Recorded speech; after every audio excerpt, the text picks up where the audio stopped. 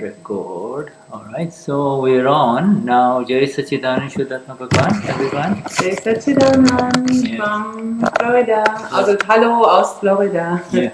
Susanne by Shuddha. Yeah, and this is the Satsang, Akram Vignan, Germany, July 14th, session number 13 of the Five Agnas Importance.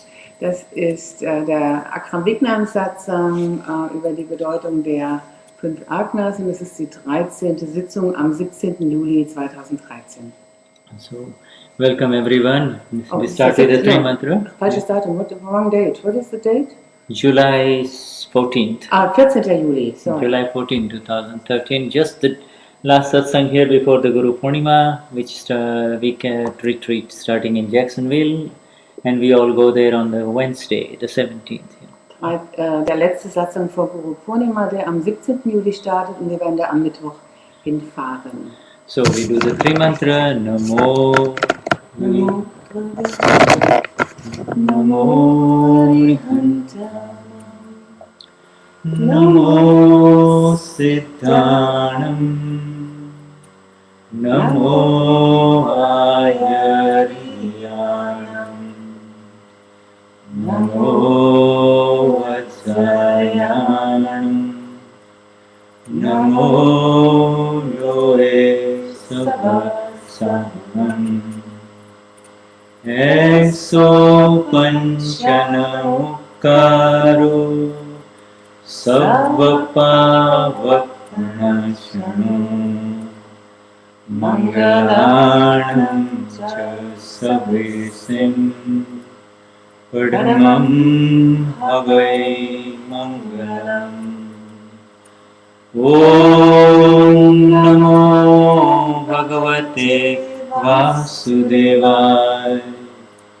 Om Namah Shivaya Jai Sachidanand Namo Vitraya Namo Arihantanam Namo Siddhanam Namo Ayariyanam Namo Vajrayanam Namo Loye Sabhasanam Eso Panchanamukaro Savvapavapnashano Mangalanam cha Savisim Paramam Havai Mangalam Om Namo Bhagavate Vasudevaya Om Namah Shivaya Jai Sachidanand Namo Vitradaya Namo Arihantanam Namo Siddhanam Namo Ayariyanam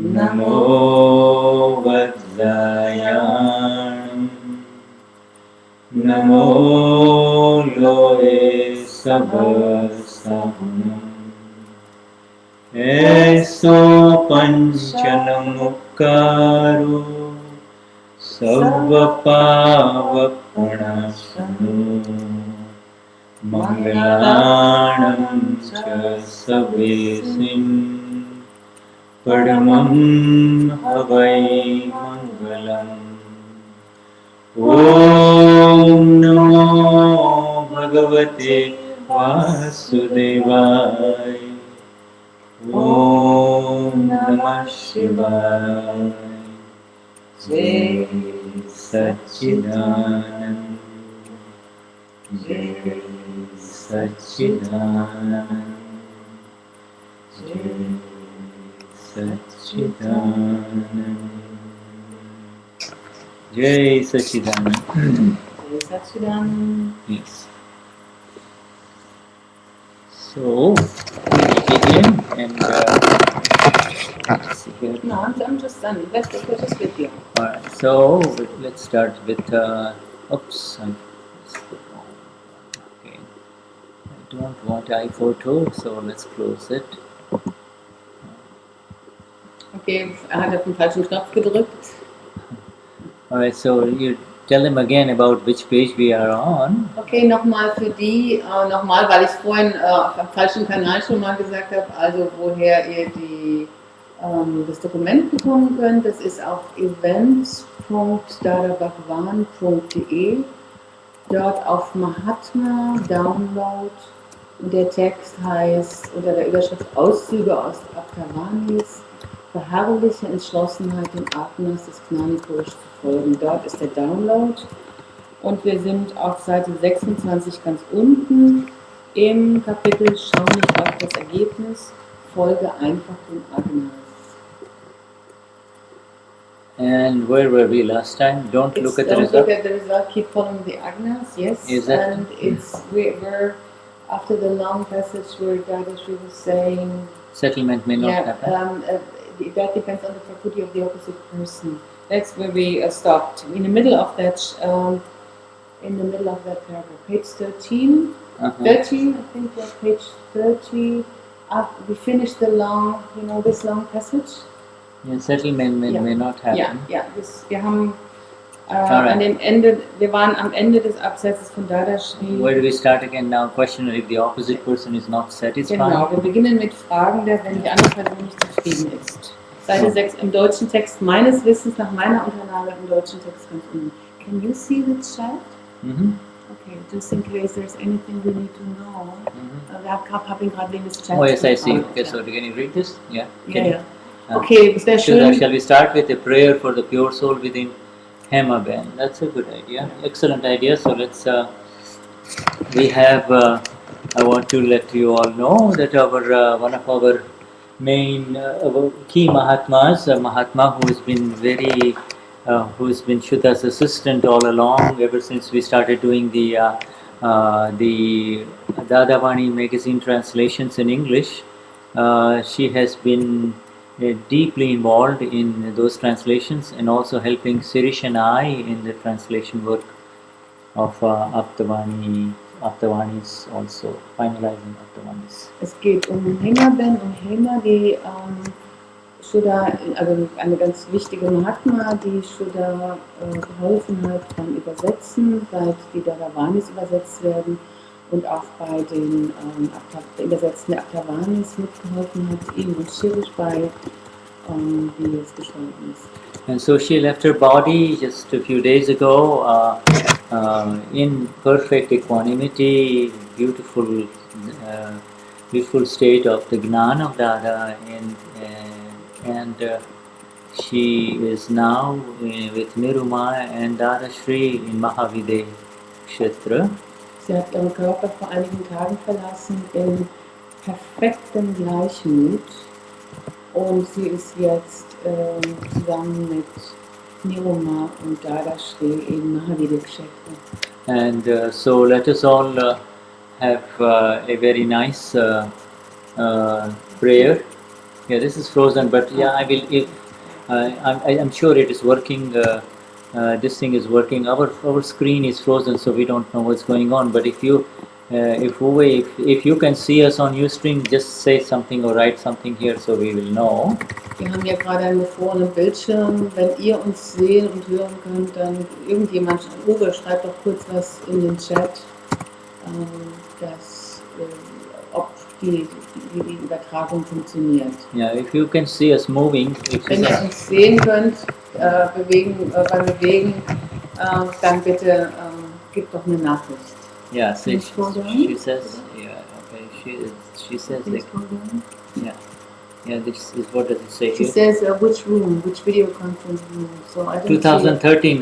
This is Akram Vignan 2013. This was before. So now. Bild ist super. It said we can see you. Yeah. Right, Okay. Dankeschön. All right, so we will not worry about this particular thing here in terms of our screen being frozen. Ja, We will wir just kümmern uns nicht darum, dass unser Bildschirm hier gefroren ist. Okay, ich kann. Susanne, could be a bit closer. I can speak. No, I speak more. I speak up. Ich werde lauter sprechen. Okay. Right, so can you see us? I Ja. think can you see both of us? Can you see both of us? I don't have any idea, but doesn't matter. Ja, könnt ihr uns beide sehen? Shuddha hat keine Idee. Ich will auch eigentlich gar nicht im Bild sein, aber ich werde laut sprechen. All right, so anyway, so as we here goes the prayer. This is the highest prayer. So we say, dear Lord Simandar and dear Dada Bhagwan. Lieber Lord, jetzt kommt das Gebet. Lieber Lord Simanda und lieber Dada Bhagwan. And dear absolute pure soul, which is separate from the mind, speech, and body complex of Hema Patel that got left here. Und liebe reine Seele, die absolut getrennt ist von Verstand, Sprache und Körper von Hema Patel, die hier gesegnet wurde. Oh dear pure soul of Hema Patel. Also liebe reine Seele von Hema Patel. We Mahatmas send you our highest namaskars. Wir Mahatmas senden dir unsere allerhöchsten Namaskars. And we are deeply grateful for all the help that you gave us. Und wir sind sehr dankbar für all die Hilfe, die du uns gegeben hast. In so many different ways in which you shared Dada's words with all of us. In so vielen verschiedenen Weisen, in denen du Dadas Arbeit mit uns geteilt hast. We are also extremely grateful for the way in which you showed us a very beautiful state of equanimity, even as you were here fighting cancer. Und wir sind auch sehr dankbar für die Art und Weise, wie du uns diesen perfekten Gleichmut gezeigt hast, obwohl du mit Krebs gekämpft hast. Through your energy and presence, we were able to see how the most serious difficulties and of cancer, literally a living hell, could be overcome with such beautiful state of equanimity. Durch deine Gegenwart konnten wir sehen, wie die Anwesenheit von Krebs, was ja eine lebendige Hölle sein kann, the presence of hell. Even in the state of relative hell. In diesem Zustand von lebendiger Hölle, lebender Hölle, der Krebs sein kann, konnten wir sehen. We could see that. Yes, we could see the very beautiful ways because of your presence within Hema Ben, that she really was absolutely untouched by the relative hell of cancer. Konnten wir durch deine Gegenwart in Hema Ben sehen, dass sie völlig nicht davon unberührt war, von dem Krebs. And for this we are all very grateful. Und dafür sind wir alle sehr dankbar. You have shown us by your living example what is possible for a Mahatma to attain. Durch dein lebendes Beispiel konnten wir sehen, was möglich ist für ein Mahatma zu erreichen. So for all of this, we send you our highest namaskars, and we know that you will continue to join hands with Puja Niruma and Puja Dadashri in the further work of our Lord Simandar for the salvation of everyone in this and on this earth. Und wir wissen, dass du die Hände zusammen sein wirst mit Puja Niruma und Puja Dadashri und ihnen helfen wirst, dabei die Welt zu retten, zusammen mit Lord Simandar Swami. Yeah. As for any shortcomings on our part in the way we may have treated you, some of us may have treated you, we are asking for your forgiveness, and we send you off for further work in other realms of existence with our highest best wishes as well as namaskars. Und für alles, was wir, an alle Fehler, die wir vielleicht gemacht haben, dir gegenüber, bitten wir um Vergebung und wir senden dir allerhöchste Grüße und allerbeste Wünsche und unsere allerhöchsten Namaskars. Yeah, so we have, so with that and whenever we have any difficulties in translation, and there is a whole big team of translators, we have any difficulties in translators, we will think about you, and so you can do your work from a higher realm of existence for all of us. Und wenn wir Übersetzer irgendwelche Probleme haben sollten, dann werden wir an dich denken und du kannst uns von diesem anderen Ort aus helfen beim Übersetzen. And Ferdi says, Akrit writes that Ferdi says, Hema Ben is sitting now in Mahavedi Kshetra with Simanda in the first row. Wow. That's what Ferdi says. Wir haben gerade vorgelesen, was im Chat steht. Wow. Dass Ferdi sagt, Hema Ben sitzt jetzt in Mahavedi Kshetra bei Simanda in der ersten Reihe. Wow, how wonderful. So we have, the Mahatmas and Mahatmas, new Mahatmas. Ferdi is the Mahatma, and say, a very interesting, pure, what we call subtle messages coming back to us already from Emma. Also wir haben jetzt wieder einen weiteren reinen Mahatma, einen neuen reinen Mahatma, und wir haben ganz subtile Nachrichten, die schon von ihr bei uns ankommen. And Shuddha will be back in a moment. Shuddha wird gleich zurück sein. Und gleich wird Sala, die Schwester von Shuddha, kommen, die auch hier ist. Und sie wird einmal kurz Hallo sagen. We have another Mahatma here, so she will also join in a minute, so she can just introduce. Sie wird in wenigen Minuten auch dazu kommen. Alright, so with that, we continue. This is actually a celebration. Life of Hema was a life of celebration, because any departure in Samadhi, which is absolute unaffected state, is simply beautiful. Und das ist tatsächlich ein Fest, eine Feier, die wir hier begehen, weil jeder Mahatma, der in Samadhi geht, das ist wunderbar. Samadhi, any departure in Samadhi, perfect equanimity. Den vollständigen Gleichmut, den perfekten Gleichmut, das ist Samadhi. Yeah, so there is Adi, Vyadi and Upadi, means it's bodily, mental or physical pain, verbal pain. There is totally an absence of it in Samadhi, equanimity, so there is no pain of any kind at all.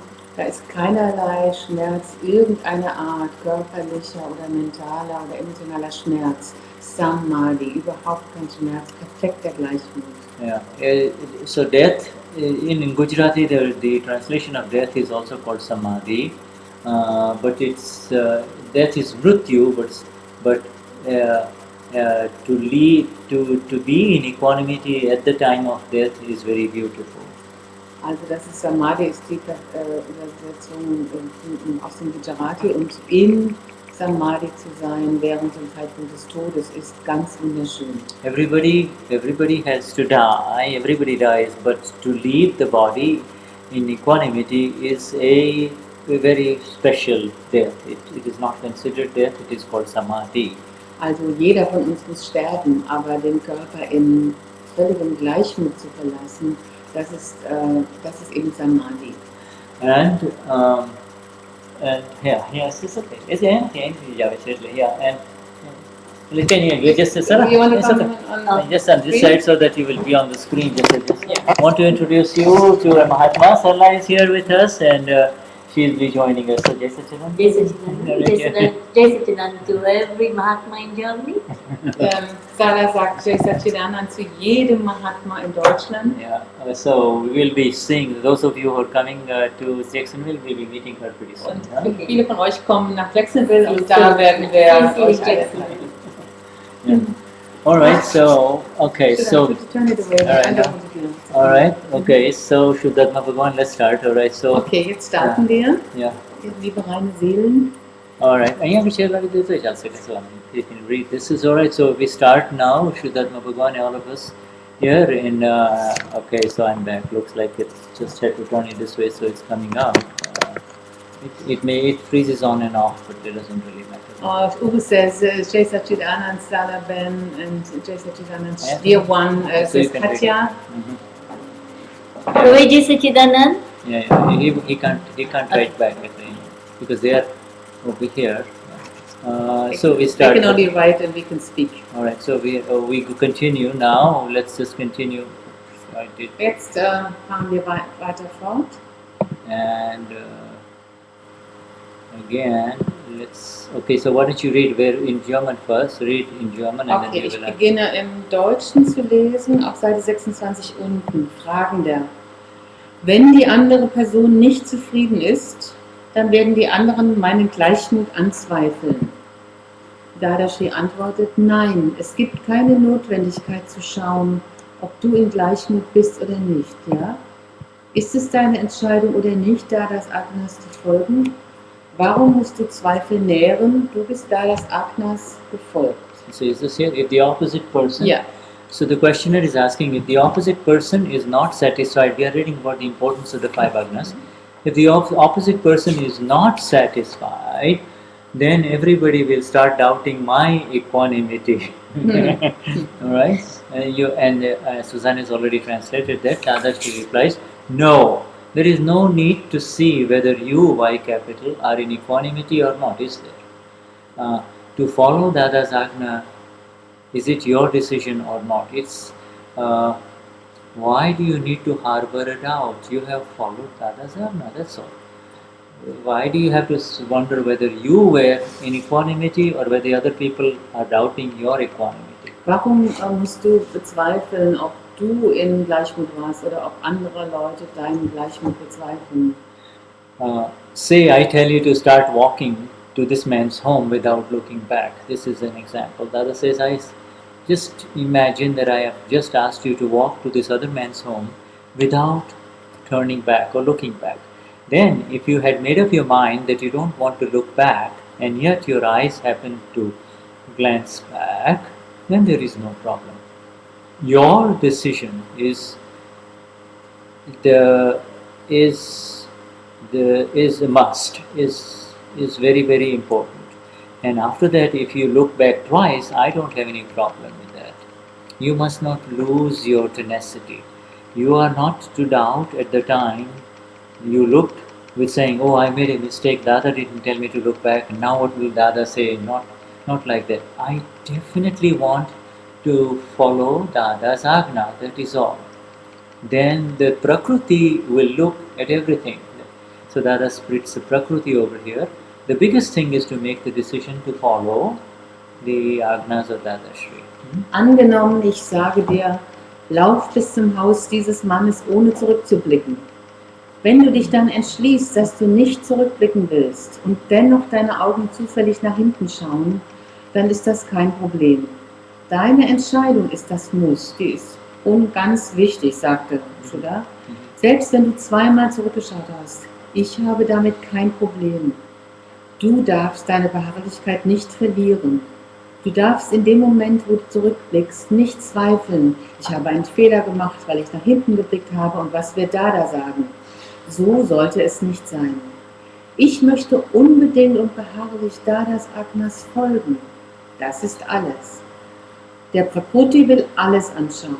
Das Wichtigste ist, die Entscheidung zu treffen, Dadas Agnas zu folgen. Yeah. So here what Dadashri is trying to say is that really the Prakriti is totally different and there is no telling what the Prakriti might do. Here the Prakriti will look back, but it has got nothing to do with you. The intellect might play games with you, but it has got nothing to do with you. Also da gibt es einen ganz großen Unterschied zwischen dem Prakriti und dir. Also der Prakriti, da kann man nicht wissen, was der tun mag, das kann man nicht vorhersagen. Der mag vielleicht zurückschauen, der Intellekt mag irgendetwas machen, aber das hat mit dir, mit großgeschrieben dir, nichts zu tun. So the questioner is then asking, I decide, Dada, with tenacity every morning that I want to remain in Dada's Agnas only, then the Prakriti may or may not let it happen accordingly. Now the questioner is also now getting it in precision. Der Fragende sagt, jeden Morgen entscheide ich mit Entschlossenheit, dass ich nur in Dadas Agnas verbleiben will. Dann lässt der Prakriti das so passieren oder auch nicht. Und Shuddha sagt, jetzt stellt der Fragende die Frage mit Präzision. And the Dadashri now then takes it further. It will not let happen. The Prakriti will not let it happen. Because of that, you should not think that the Prakriti does not let you do that. See, there is a difference. There is a small u in the beginning and then Y capital U in the end of the sentence here. Yeah, the Prakriti will not, I'm repeating it again, it will not let it happen. Because of that, you should not think. Because the thinking belongs to Susanne, thinking belongs to Uwe. You should not think that the Prakriti does not let you do that. Dadashri sagt, es wird das nicht passieren lassen. Und deshalb solltest du auch nicht denken, dass das Prakriti dich, großgeschrieben, das tun lässt. Und Shuddha hat den Satz zweimal wiederholt und betont, dass am Anfang das Kleingeschriebene Du steht und am Ende das großgeschriebene Dich. So Dadashri proceeds. So should we let it loose? Just loose means to not on a tight rein. The Prakriti is there. Should you let it go? You should tell the Prakriti, do whatever you want to do, but you should remain just that tenacious and unyielding. Beautiful differentiation between the Prakriti of the file number 1 here and the awakened one who wants to remain in the Agnas of Gnani Purush Dadashri. Dadashri sagt weiter, sollten wir es einfach laufen lassen. Du solltest dem Prakriti sagen, mach was immer du machen willst. Aber du musst äußerst entschlossen und unnachgiebig bleiben. Und Shuddha hat ergänzt, es ist eine schöne Differenzierung zwischen dir, dem großgeschriebenen dir und dem Prakriti. Again, in this particular small Q&A interchange that we just went through, the Prakriti is the doer and the one who is awakened just has made the decision. That is the critical differentiation. The decision making is the intent. The decision making is not of any kind of a doership. It is just the intention that I want to remain in the 5 Agnas of the Gnani Purush. Diese Unterscheidung zwischen dem Prakriti und dem großgeschriebenen Selbst ist hier, dass die Entscheidung vom großgeschriebenen Selbst getroffen wird und nicht vom Prakriti. Yeah, and so then the questioner is going on ahead. The questioner says, then I think in my mind, Dada, that I have made a decision. Even then I cannot stay in the Agna. So then I'm not being not disobedient. I'm not being obedient. Am I not being disobedient to Dada? Am I? Let me repeat the question. So again, the questioner is saying, I think since I made the decision and then I cannot remain in the Agna, then am I not being disobedient to Dada? Am I Dada? And Dadashri is replying, no, you are not being disobedient. But along with this, be careful that the Prakriti, the non-self complex, does not trap you. The Prakriti may tempt you. 2 words, trap you and tempt you. What this Prakriti cannot do, it meaning the Prakriti is Nishchetan Chetan. And we will describe it in detail a little bit here. Nishchetan Chetan, which is the lifeless living element. It is not an ordinary thing, this Prakriti. You just need to decide that you, Y capital, the awakened one within, want to follow Dada's Agna. Also der Fragende stellt die Frage, dann denke ich in meinem Kopf, dass ich eine Entscheidung getroffen habe und selbst dann kann ich nicht im Agna bleiben. Bin ich dann ungehorsam zu Dada? Bin ich das? Und Dadashri antwortet, nein, du bist nicht ungehorsam, aber sei hier vorsichtig, dass das Prakriti dich nicht in die Falle lockt. Das Prakriti führt dich vielleicht in Versuchung. Gibt es irgendetwas, was dieses Prakriti nicht kann? Nishchetan Chetan. Das Prakriti ist Nishchetan Chetan, wir haben es hier übersetzt mit lebloses Bewusstsein. Das ist nichts Übliches. Du brauchst einfach nur zu entscheiden, dass du Dadas Agnas befolgen willst. So we've all discussed the meaning of Prakriti previously in our satsangs here, but pra means extra and kruti means the extra doership. So the extra result of doership is this Prakriti. Pra means extra, kruti means to do. Also wir haben jetzt schon öfter darüber gesprochen, was Prakriti bedeutet und Shuddha erklärt es nochmal. Pra bedeutet extra und Kruti bedeutet Täterschaft, handelnder sein. Yeah. Und so ist also Prakriti diese extra handelnder sein. In the last life, not being aware of who you really are, you believe that I am the body and therefore an extra body was formed. You see, the body that you had in the last life, and then the belief that I am this body created an extra body, and that extra body is the current body, the mind, speech and body of this life. You see, the Prakruti. Also im letzten Leben hast du gedacht, ich bin dieser Körper und hast damit einen neuen Körper kreiert. Sorry, I cannot remember. Okay, I'll repeat it. Pra means extra. Ja, also And extra ist Kruti extra. means doership. Also extra ist extra, Kruti ist das Handeln, die Täterschaft oder das handelnde Sein. Yeah. The doer is another, but to believe I am the doer creates another, is the extra doership, you see. Also der Handelnde ist ein anderer, aber zu glauben, ich bin der Handelnde, das kreiert ein extra handelnder Sein. So this mind, speech and body that is in front of us is the doer. Also dieser Verstand, Sprache und Körper, der vor uns das ist der Handelnde. And then when you believe, no, I am the doer, then you are the extra doer, and you get a result of that extra doership is that you get another one to deal with in the next life. Aber wenn du glaubst, ich bin der Handelnde, dann ist das dieser extra Handelnde. Und das Resultat davon ist, dass du im nächsten Leben einen neuen Körper hast. And Prakriti is also defined as the non-self, non-S capital self, non-self complex, which is S capital self being the Purush or the self, as the Atma or the Shuddha. See? Also Prakriti wird auch definiert als nicht selbstkomplex, aber eben, wir schreiben es ganz klein, also nicht klein und selbst klein komplex, im Gegensatz zum großgeschriebenen Selbst, dem Purush. You know, you see, only we Mahatmas can really know this Prakriti in its exactness because we have been lifted up from it in the Gnanvidi as the Shuddha Atma, the pure soul, you see. Nur wir Mahatmas können das großgeschriebene Selbst genau kennen, weil wir durch das Gnanvidi hinaufgehoben wurden. So zur the- reinen Seele, zum Shuddhatma.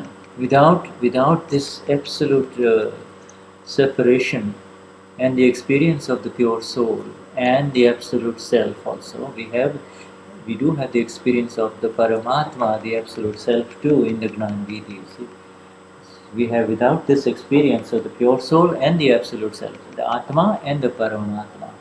Without this experience, we will not be able to see this Prakriti that we identify as Uva, Nada, Katya in such precision, you see.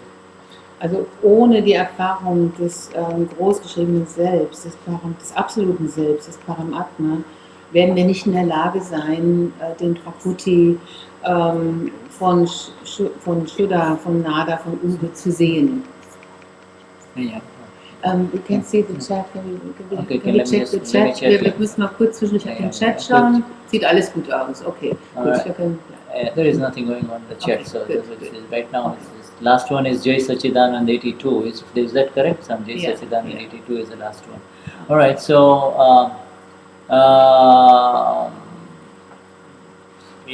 this separation that has happened is akin to the butter that has been separated permanently from the buttermilk. You see, you cannot now the butter cannot turn into buttermilk. You see. also diese Trennung, die passiert ist, die ist so wie die Trennung zwischen Butter und Buttermilch. Die Butter kann nicht zur Buttermilch werden und umgekehrt. Yeah, and this Prakriti now here is well, now Dadashri is giving us an idea is that you don't have zero idea what the Prakriti may or may not do in this life of a new religion for all of us, which is the religion of the Agnas. We have a new religion, the religion of the Agnas. Und hier gibt uns Dada eine Erläuterung darüber, über den Prakriti, sodass wir nicht gar keine Idee davon haben, was der Prakriti tun mag oder nicht tun mag.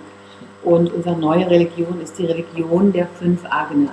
Even though we call it the non-self complex, that has got nothing to do with the S capital self, it is still, it is called, Dada says, it has got Chetan element in it. In other words, it's not purely dead. It has got the Chetan element in it. It has been energized by our presence.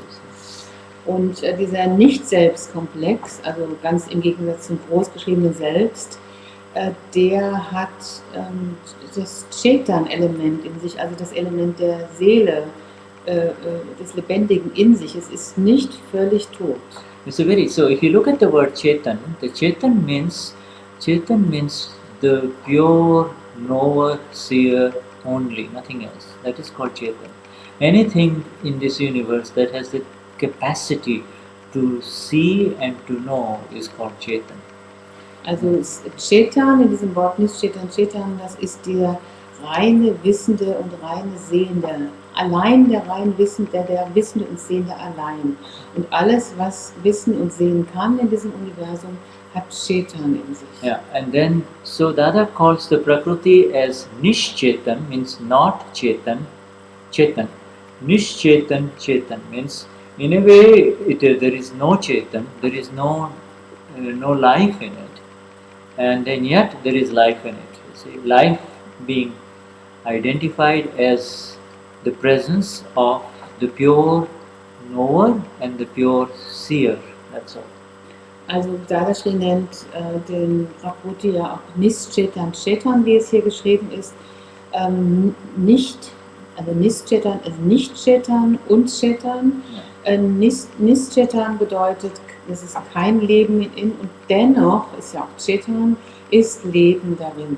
And so what is left really when one leaves the body, just as our Hema Ben did, is that the body is left, the Nischetan is left, alright, here which is burnt, and the Chetan moves on to another realm of existence, you see. The Chetan moves on. That's the only thing that moves on into another life.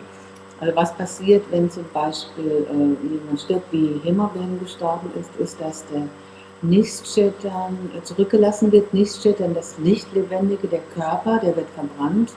Und Chetan, das Lebendige, bewegt sich weiter in ein anderes Reich hinein.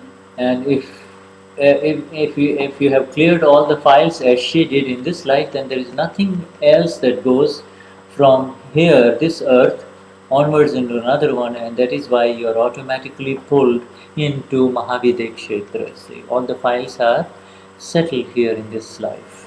Wenn alle Files erledigt sind, alle Akten erledigt sind, so wie das bei Himmerben der Fall war, dann wird Chetan automatisch nach Mahavidya Kshetra gezogen, sozusagen.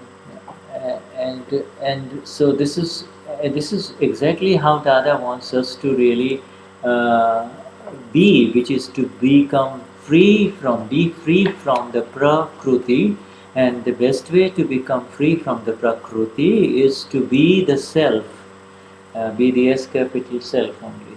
Und das ist genau wie Dada uns möchte, dass wir sind, dass wir frei sind vom Prakriti und das großgeschriebene Selbst sind. And to be the self is what we are doing right now, is to really understand these 5 Agnas and to understand the importance of these 5 Agnas that we have received. Und das Selbst zu sein, das ist genau das, was wir jetzt versuchen, indem wir die 5 Agnas wirklich verstehen und die Bedeutung der 5 Agnas verstehen. And so, but again Dada comes back to the Prakriti and he says that because it has got this Chetan element in it, it is not an ordinary thing, it is not there, it may bother you, it may trouble you. Aber Dada kommt wieder auf das Prakriti zurück und sagt, weil es Chetan, also das Lebendige in sich hat, deswegen kann es dir auch Schwierigkeiten bereiten. It may trap you, using Dada's word here, or it may tempt you. So it may tempt you to become Susanne, to become Marion. It just tempts you. you become that. Und das Prakriti kann dich in die Falle locken, wie Dada hier sagt, oder es kann dich in Versuchung führen, Marion zu werden oder Susanne zu werden. Yeah. So this is why, and against it all, regardless of the intensity and the strength of the Prakriti, you just need, let's reading the last sentence of Gnani Purush Dadashri, you just need to decide that you want to follow Dada's Agna. Und unabhängig davon, wie intensiv oder wie stark das Prakriti ist, musst du einfach nur entscheiden, dass du Dadas Agnas befolgen willst, so wie es in diesem letzten Satz geschrieben steht. Okay, and so, right, so we now go, let me just check one more time and see if there is anything. Katya ji is here, she's written something. Ja, okay, hier ist written. Also ich gucke jetzt mal auf den Chat und da schreibt Mahatma Stefan, werden wir dort als Baby geboren oder wie kann man es sich vorstellen, fragt Thea. So, written is here, will we be born there as a baby or how can we imagine that? And Katya says, our famous intellect in Dada, in the code of Dada, with an extra portion of doership. So, also, Okay. das ist das, was da steht. Lach, and they say smile. All right, okay, so all right, so not a question for us, right? It seems it might be a question. Well, Will we be born as a baby, or how can one? Well, just explain. How Tell can we me. see? How can will that Okay, be? so tell me Stefan's question again, please. Stefans Frage ist, Stefans question is, will we be born there as a baby, or how can we imagine this will happen there? And Yeah. I suppose he speaks about Mahavedi Kshetra. Ich nehme an, Yeah, dass ihr yeah. über Mahavedi Kshetra schreibt, Right. Stefan. Yes. Ist das richtig? Yeah. All right. So for everybody who's on the phone, we are going to. This is a question from Stefan, which says that will we be born as a baby there, or how do we imagine? We get the general tone of your question, Stefan. Yes. Might be Thea's question actually. Thea's. Thea. Thea's question. Yes. Yeah. Every life starts with just like life that we know, the baby, and ends as an old man or a woman, and there again will be born as babies in the world of Lord Simandar, but with a very major difference. The greatest difference being that we will be enlightened from birth. We will be aware of who we are from birth onwards. Also jedes Leben beginnt so wie dieses Leben mit dem Zustand des Babys und das ist dort auch in der Welt von Lord Simandar, aber mit einem ganz großen Unterschied, nämlich dass wir erleuchtet geboren werden, also mit dem Gewahrsein, wer wir sind. Yeah, being enlightened from birth means being absolutely free from Kashai interactions and ego interactions. Und erleuchtet zu sein von Geburt an bedeutet, völlig frei zu sein von Kashais und Interaktionen mit Kashais, mit den inneren Feinden. So and as we grow up, the presence of such human beings make all the difference for everyone else around there, because in that world there will be others who are not enlightened too. So just people with kashais like we have here also. Und während wir aufwachsen, macht die Gegenwart, die Anwesenheit solcher Menschen all den Unterschied aus für uns. Denn dort in dieser Welt gibt es auch Menschen, die Kashais haben. And furthermore, we will be in the vicinity of the fully enlightened one, the absolutely enlightened one, Lord Simandar Swami. He will be there, and our Gnanis who have left from here, they will all be there. Und weiterhin wird da die Gegenwart von Lord Simandar Swami sein und auch unsere Gnanis, die hier die Welt verlassen haben, werden dort sein. And how can we imagine? Really, we are not asked to imagine anything. Dadashri says, when you will feel the bliss and the beauty, the absolute nature of your own self grow as you remain in my Agnas, and all answers will come automatically as your self state rises higher, as capital state rises higher within you, even as you're living in this world. No need to imagine anything. Wir brauchen uns auch gar nichts vorzustellen, sagt Dada. I'm sorry. It says you don't have to imagine anything. You feel that, you become that through the following of the Agnas of the Gnani Purush Du Dadashri. wirst zu dem durch das Befolgen der Agnas, des Gnani Purush Dadashri. When you rise in your experience of who you are, I am the blissful one, then it really all imaginations leave you. There is nothing to imagine anymore. Wenn du in diesem Gewahrsein dessen bist, wer du bist, dann verlassen dich alle Vorstellungen. Imagination is a play of the intellect only, and intellect is not at all necessary for the blissful ones. Und sich etwas vorzustellen, ist die Arbeit des Intellekts und das ist überhaupt nicht nötig für den Glückseligen. Imaginations, anxieties, worries, projections of feelings, imaginations, anxieties, worries and projection of feelings are for Stefan or Thea, not for you, the awakened ones.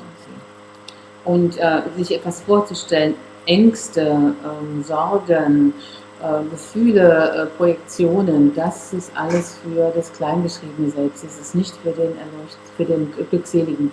And so it will just, it's like when you enter a new territory, everything just sort of unfolds in front of you, and the world of the blissful one, the awakened ones that we all are, is like that. Everything just unfolds in front of you in a very beautiful manner. Wenn du diesen Bereich des Glückseligen betrittst, dann entfaltet sich alles einfach vor dir. So we move on. There is nothing called, you're not being disobedient, you say, because if you have made the decision, then you are in the Agnas of Dadashri. If the decision is being in the Agnas, nothing else. There is no, and for that there is it's not being disobedient or not following.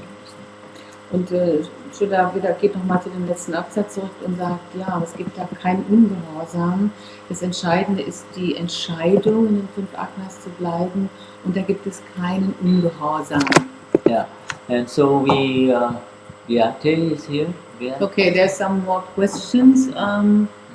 The question was Thea's question, which we answered, but now Martin asks, what can one do against doership? What can one do in order not to be in doership? Was kann man gegen doership tun? And for that, this answer is very simple. Yeah, very simple, and we will do this here. 1, 2, 3, 4, 5. Die Antwort dafür ist ganz einfach, und Shuddha hält die Hand hoch für die am Telefon sind, mit den 5 Fingern und bewegt jeden einzelnen Finger. So we give you do your fingers now. Come on. Okay, Yeah. Nochmal die 5 Finger. 1, 2, 3, 4, 5. 1, 2, 3, 4, 5. 1, 2, 3, 4, 5. 1, 2, 3, 4, 5. 1, 2, 3, 4, 5. And you're out of all doership. Und du bist aus allem Handeln Dasein draußen. Fastest way. Das ist der schnellste Weg. Yes, just instantly. Sofort. The moment you say, hey Martin, stop it, then you are talking to Martin, you are out of doership. Und in dem Moment, wo du sagst, hey Martin, hör auf damit, dann sprichst du zu Martin und bist aus dem Handeln Dasein draußen. Yeah. Or the moment you talk to Martin, you're out of doership. In dem Moment, wo du zu Martin sprichst, bist du aus dem Handeln Dasein raus. Or the moment you say, come here Martin, I know you're tired, I'm with you. Oder in dem Moment, wo du sagst, komm Martin, ich weiß, dass du müde bist, ich bin bei dir, ich bin bei dir. Yeah, or the moment you tell Martin, you just hurt that lady, why are you doing this? Oder in dem Moment, wo du sagst, Martin, du hast diese Dame gerade verletzt, warum machst du das? And when the moment you tell Martin to do pratikraman, you are out of doership. Oder in dem Moment, wo du Martin sagst, er soll Pratikraman machen, bist du aus dem Handeln Dasein draußen. Because the doing and the aggression is part of the doer, And the reversal from aggression is to be the non-doer, you see. Weil das Tun und die Aggression ist Teil des Handelnderseins und dieses Umdrehen der Aggression, das ist aus dem Handelndersein raus sein. So this is the fastest way, there is no other way. Und das ist der schnellste Weg und es gibt keinen anderen Weg. And so to stop being the doer, you have to stop being the doer. Und um aufzuhören, der Handelnde zu sein, musst du aufhören, der Handelnde zu sein. And in this entire universe, there is only this that we are now focusing on, the 5 Agnas of the Gnani Purush, that makes you stop being the doer. Und im gesamten Universum gibt es nur das eine, das dir, was wir jetzt versuchen hier, den 5 Agnas zu folgen, das dir hilft, aus dem Handelndersein rauszukommen. So even if Martin says, how do I stop being the doer? The answer is, you are the non-doer. You became the non-doer in Oberstdorf in the Gnanvidi. So, Wenn du fragst, wenn Martin fragt, wie kann ich nicht mehr Handelnder sein, dann ist die Antwort, du bist der nicht Handelnder, du bist das in Oberstdorf geworden. that you are now wanting to stop being the doer of, is you're trying to stop the train of Martin, you're trying to stop the train of Prakruti. Und diese Frage, wie kann ich aufhören, Handelnder zu sein, ist der Versuch, den Zug zu stoppen, den Zug, den Martin nimmt, Ja, den Zug von Martin zu sein. Yeah, you're trying to stop the train of Prakriti, and the Prakriti is associated with doer, that is fine. So now the question really is not how do I stop being the doer, how do I stop interfering with the doer is a better question.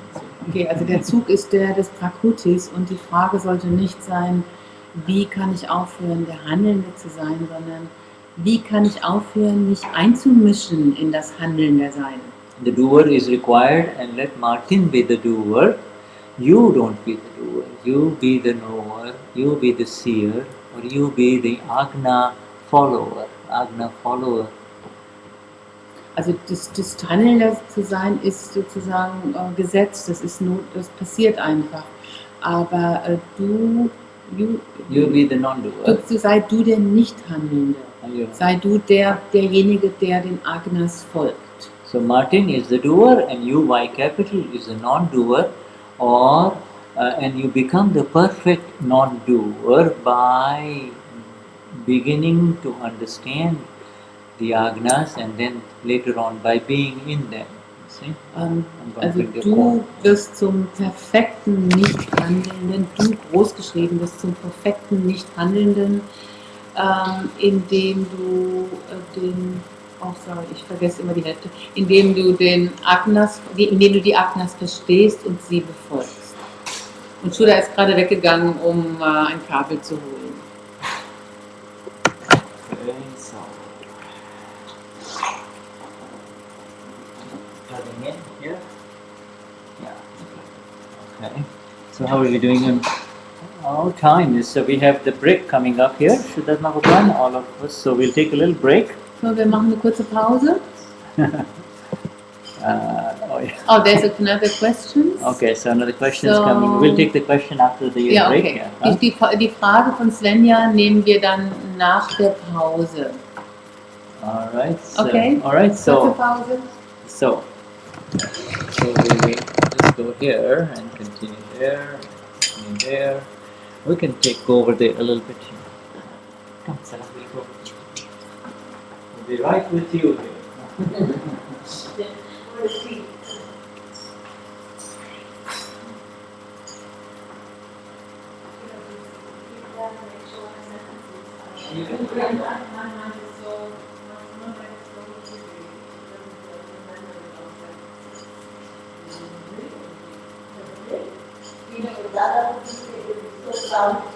I don't think you're proud.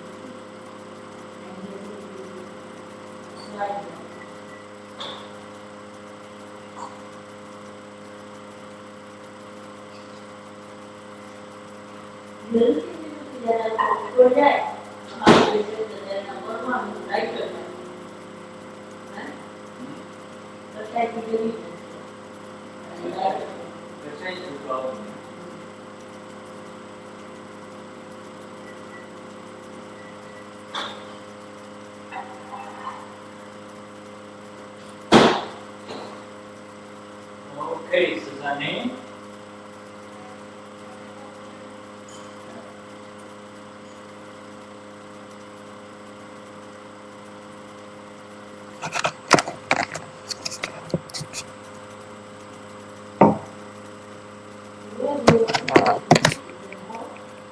No, look on a garage. It's just a garage.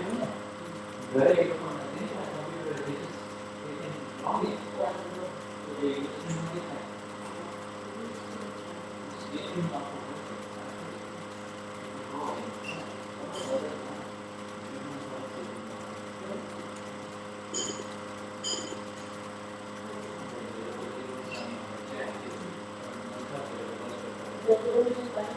Huh? Okay. Take your time, Susanne. Alright.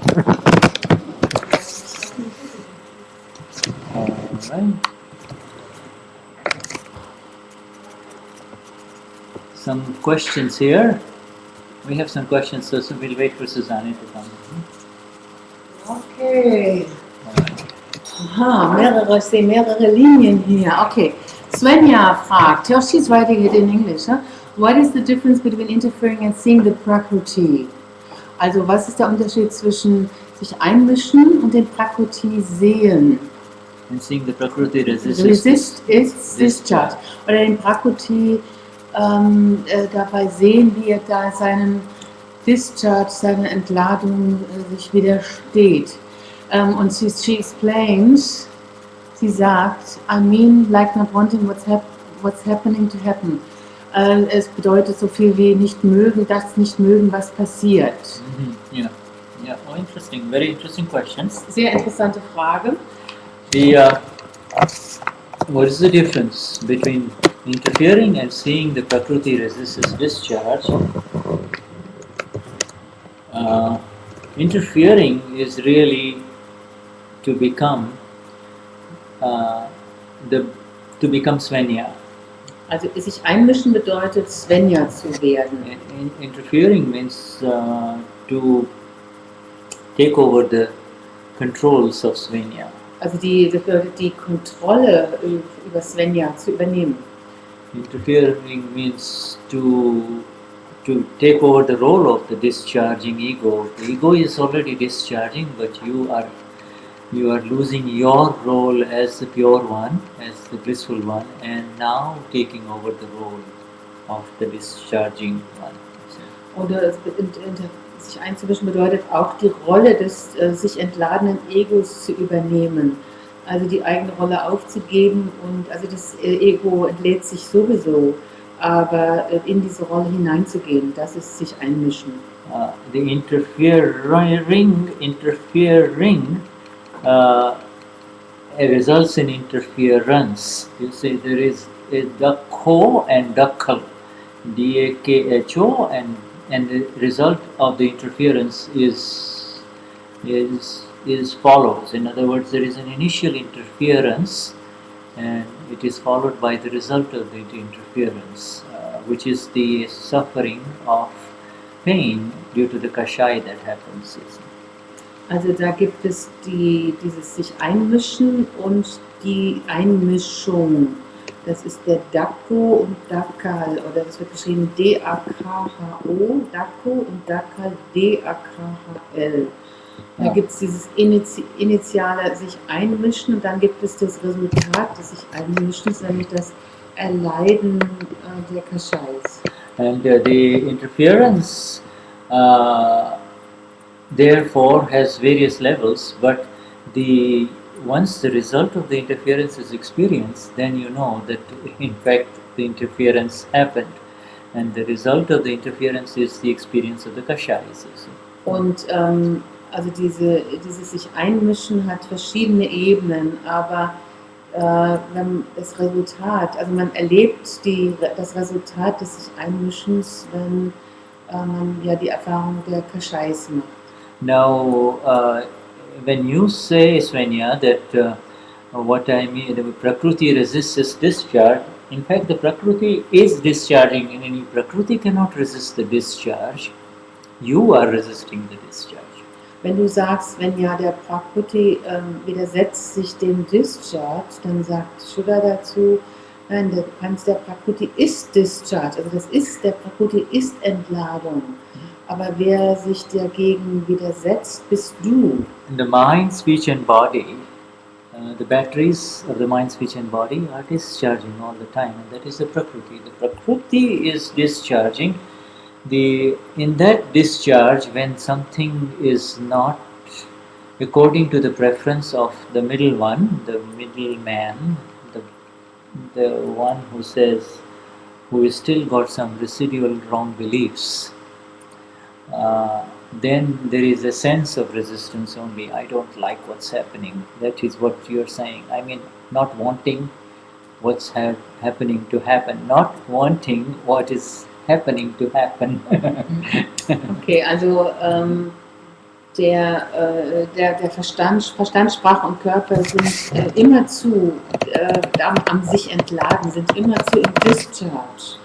Aber wenn etwas nicht entsprechend der Präferenzen ist dieses Mittelmanns, also nicht das etwas, was man nicht mag, dann ist dieses Gefühl von Widerstand da. Yeah. So interfering, let us understand what is interfering. You see, the Prakriti has brought its contents in this life from past life, and it will unfold. It will unfold. Also jetzt nochmal zum in sich einmischen. Der Prakriti hat seinen seine Inhalte mitgebracht aus dem letzten Leben und das wird sich entfalten. And in that unfolding, there will be reactions also happening, and the reactions that are happening are of the discharging ego only, not your reactions, you see. Und in diesem sich entfalten werden Reaktionen passieren und diese Reaktionen sind auch Discharge. That discharging ego is called Swenja. So Swenja and her intellect will react, and Swenja may get upset and may not like what is happening, and Swenja may resist or may decide not to resist, and all of those belong to Swenja. All of those reactions belong to Swenja. Und dieses sich entladende Ego, das nennt man Swenja. Und dieses mögen, was passiert oder nicht mögen, mag dagegen Widerstand haben oder keinen Widerstand haben. In your role in all of that, whether it is pleasant or unpleasant, the question is whether you got dragged into it or not. Whether you, the awakened one, the blissful one of the Ada, got dragged into it or not, and how would you know that? Und deine Rolle in dem ist die Frage, es besteht in der Frage, ob du, großgeschrieben, da reingezogen wirst oder nicht. And the only way, how will you know it? If your bliss gets disturbed, then you know that you got dragged into it a little bit. Und woher wissen wir das? Das weißt du nur daran, wenn deine Glückseligkeit gestört wird, dann weißt du, dass du reingezogen wurdest. And if your bliss doesn't get disturbed, then you will be aware that Swenja got upset, just like your girlfriend gets upset. You're not as affected, are you? Yeah, you are affected, but you're not that affected. And that is the sense of the separation, even when the discharge is heavy and unpleasant. Und wenn deine Glückseligkeit nicht gestört wird, dann siehst du, dass Swenja davon gestört ist oder dass es ihr nicht gefällt. Aber das ist so, als ob deine Freundin irritiert ist. Yeah, in other words, Dada describes it very beautifully. It is happening to your neighbor. It is happening to the first neighbor. It is not happening to you. Are you as affected when the neighbor gets the bad news and is suffering? But the suffering cannot be denied. It still is there, you see. Sada sagt es sehr schön. Er sagt es, ob dein Nachbar davon betroffen ist. Bist du betroffen, wenn deinem Nachbar etwas passiert? Nein, es ist nicht so, als ob es dir passiert. Es passiert eben dem Nachbarn. Dada is not trying to change suffering of pain or pleasure both. Pain and pleasure both are part of the suffering. The suffering effects belong to the Prakruti and they cannot be changed. You see? Das Leiden von Schmerz oder von Freude, beides ist Leiden, das gehört, Sada sagt, das gehört zum Prakruti. Und das kann auch nicht geändert werden. So the resistance. It's a very beautiful question, Swenja. I'm very glad for the scientific circumstantial evidences for your question to come up in here. What is the difference between interfering and seeing the Prakruti resist that which is happening in discharge? And you have already answered your own question in a way, in the way in which you have put the question. You have answered it. If you look at your question, you will see the answer. Also Shuddha sagt, er ist sehr dankbar für die sich bedingenden Umstände, Swenja, dass deine Frage jetzt aufgekommen ist. Es ist eine sehr gute Frage. Und die Frage nach dem Unterschied zwischen dem sich einmischen und dem Sehen, dass der Prakruti dem sich widersetzt, was geschieht. Und du hast die Antwort im Grunde schon hingeschrieben, dahin, wie du die Frage geschrieben hast. Und du brauchst eigentlich nur deine eigene Frage anzuschauen. You see, we're asking, what is the difference between interfering and seeing the Prakruti?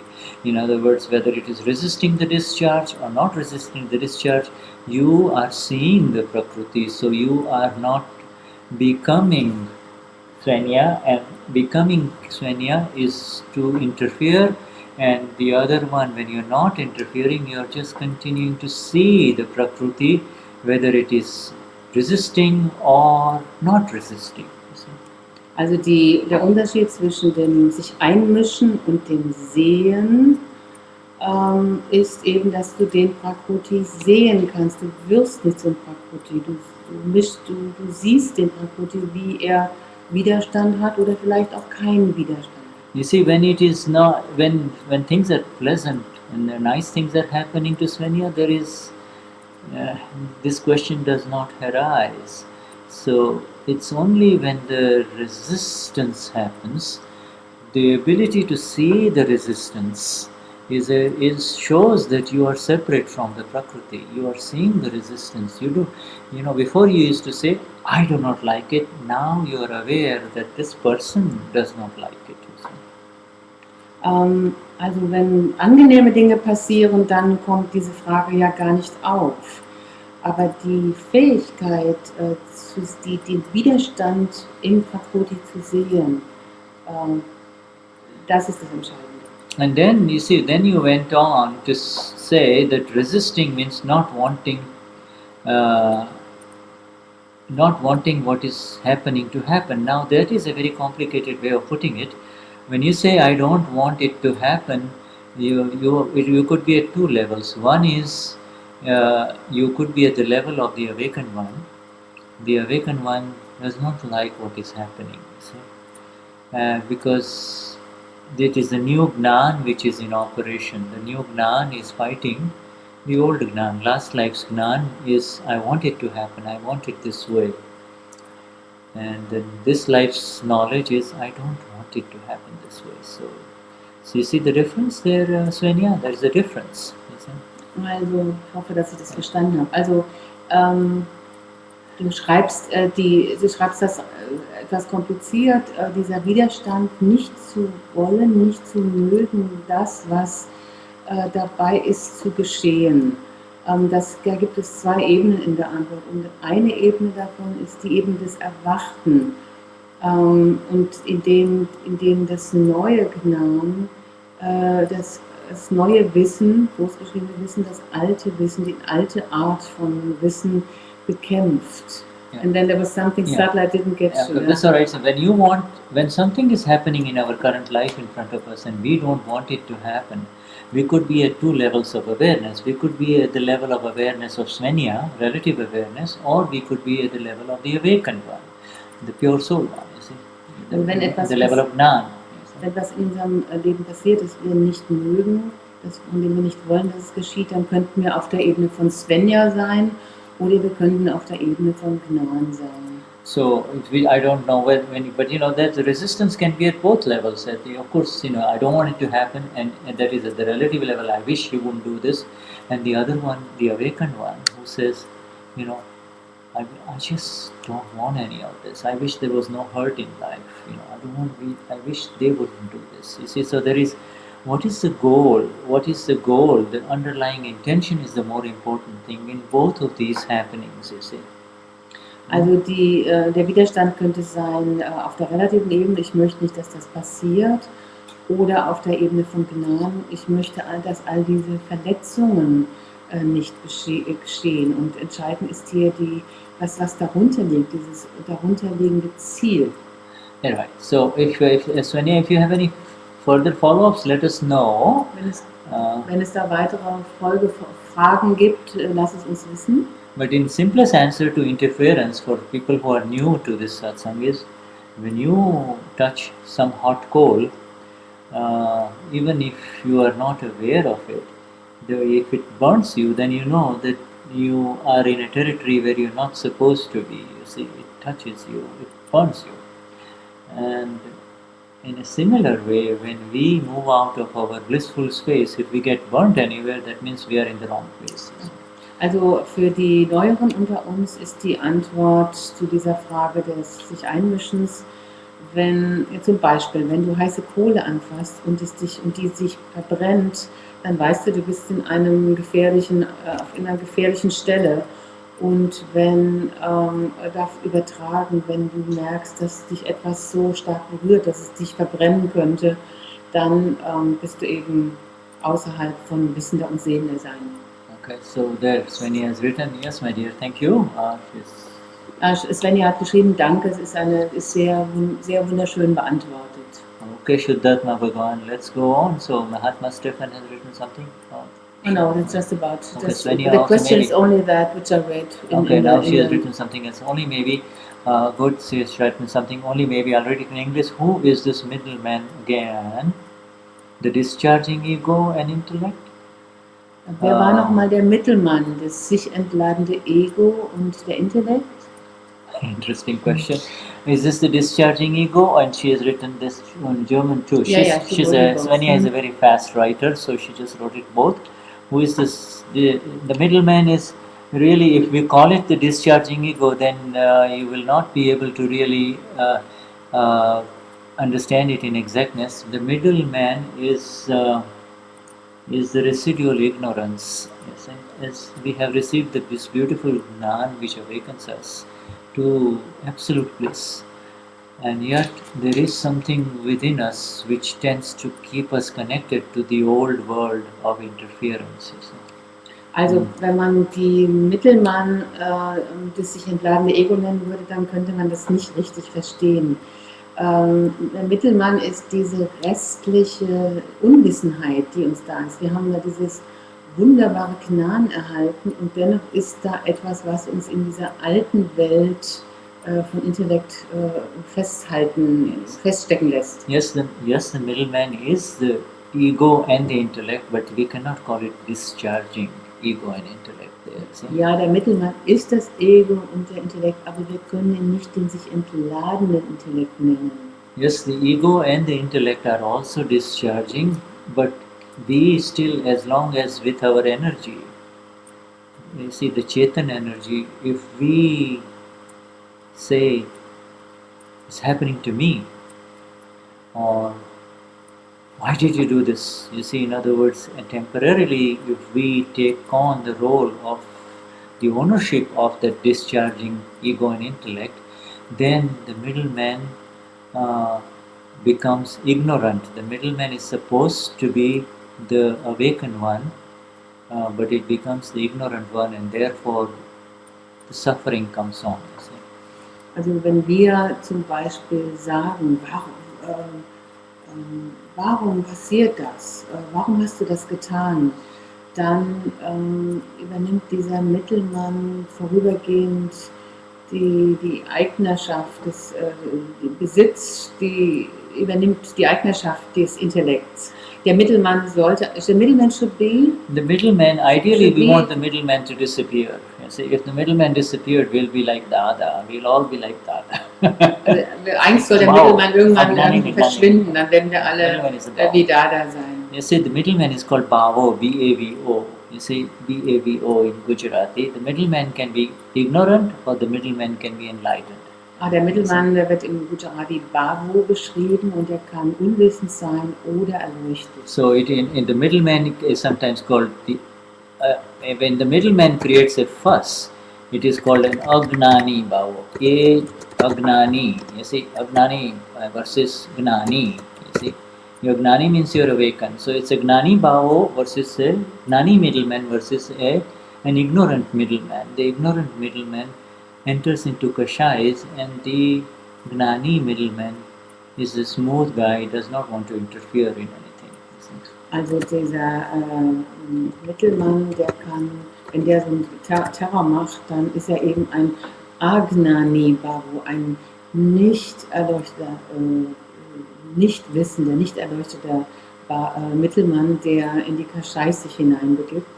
Und wenn er ein Gnani Bhavo ist, ein Gnani Mittelmann, dann hat er keine Kashais und der will sich dann einfach nicht in diese Dinge hineinbegeben. Yeah, so the conflicts in life will continue to happen in this church if your middleman is hanging on to the 5 Agnas, if your middleman is hanging on to the Gnan of Dada, alright, then he is a Gnani Bhavo or a Gnani middleman, and he will not enter into Kashais.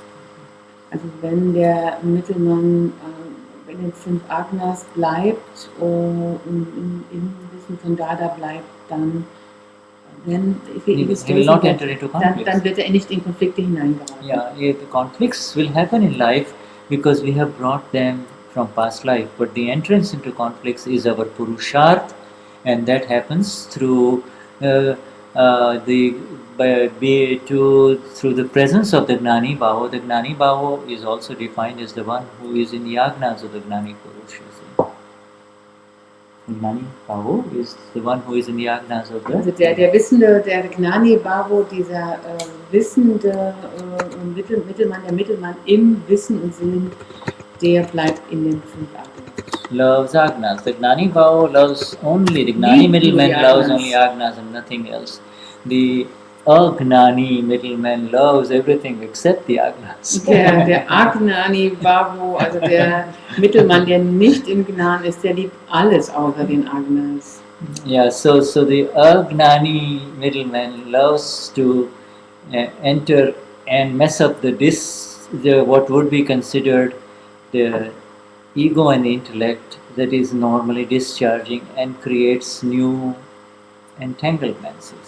Also der aGnani Bhavo, der zerstört die Glückseligkeit und geht ins Ego und Intellekt hinein. Yeah, so many people just, many Mahatmas in the initial stages of their post-Gnanvidhi state, they'll say, this is all discharge, what can we do? Well, they have to be careful because it is discharged only if it has settled with equanimity. You see, if you have been in equanimity when it discharged. Also viele Mahatmas, wenn sie neu Gnan genommen haben, sagen, das ist alles Entladung und das können wir tun. Aber sie müssen vorsichtig sein, wenn sie das sagen, denn es ist nur dann Entladung, wenn man es mit Gleichmut gesehen und erlebt hat. Yeah, in other words, it does not leave any stains on your beautiful mirror. It just reflects only that which came in front of it, and you walk away from it, and you don't continue to carry the effects of the rag, dvesh of that interaction. You see. Also in anderen Worten, es hinterlässt keine Spuren auf deinem wunderschönen Spiegel. Du gehst einfach weiter und bist nicht davon berührt, von diesem Anhaftung und Abscheu, die da geschehen sind. So when you meet a human being, you see the pure soul in him. You may spend a few days with that person, and then when you leave, your mirror is clean. There is neither rag nor dvesh about that 4 or 5 days you stayed with that person, you see. Und wenn du einem Menschen begegnest und mit dem ein paar Tage verbringst, dann du siehst die reine Seele in ihm und du verbringst vielleicht ein paar Tage mit ihm. Und wenn der Mensch dann weggeht, dann ist dein Spiegel rein. Da ist keine Anhaftung und keine Abscheu. Yeah, that is called the clear mirror, and it's got nothing to do with the person you met. It all has got to do whether the dust on your mirror has been removed, your own mirror has been removed.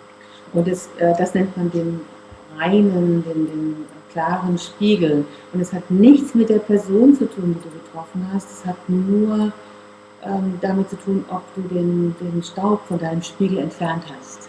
And the fastest way to remove the dust is really through the 5 Agnas. In the 5 Agnas, you see it as it is. I didn't get that. The fastest way to remove the dust on the mirror is the 5 Agnas. Und der Weg, diesen Staub vom Spiegel zu entfernen, das sind die 5 Agnas. And there's another question. Okay. It says, Martin asks, with the middleman, is meant the feeling of I? Is that the middleman? The middleman is simply like this. Let me explain to this. The body, this is the body of Martin, the mind, speech and body of Martin. And then there is you, the pure soul, the Shuddha Atma Bhagwan. So this is exactly how it is. Now, what connects you with Martin after the Gnanvidhi is this connection, this residual sense that I am Martin, this is happening to me or my body. See? Okay, also Shuddha sagt, da gibt es einerseits Verstand, Sprache und Körper und andererseits gibt es das großgeschriebene Du, die reine Seele, Shuddhatma. Ja. Und was dich verbindet mit Martin, ist dieses restliche Gefühl von Ich bin Martin, das geschieht mir. Diese restliche Empfindung. It's the residual belief that this is happening to me. It is not happening to you anymore. You see, it used to happen to you before the Gnanvidi, but now it is not happening to you. It is happening to the world of Martin only, the body complex of Martin. Also diese verbleibende Überzeugung, dass mir das geschieht, dass ich das bin. Es geschieht dir nicht mehr. Es geschieht nur noch Martin. The belief is perpetuated by the intellect. You see, so Die Überzeugung wird vom Intellekt am Leben gehalten. Perpetuated by intellect, because the intellect does not like to let go of its role, because it was in charge of, it was the driver of Martin before. It does not want to let prajna enter into it, you see. So it's the belief that is perpetuated by intellect only, and through the 5 agnas you move away from that belief, you see. Also der Intellekt, der möchte da nicht loslassen, der hat bisher alles am Laufen gehalten und es fällt ihm schwer, Prajna hineinzulassen. Prajna, it's a fight between prajna and agnya. Prajna is the force of the S capital self, whereas agnya is the force of the intellect. You see, so prajna is called the Gnani Bhava and the agnya is called the aGnani Bhava. Also der Kampf zwischen Prajna und Agnya, Prajna das großgeschriebene Selbst und Agnya der Nicht-Selbstkomplex oder auch der aGnani Bhava.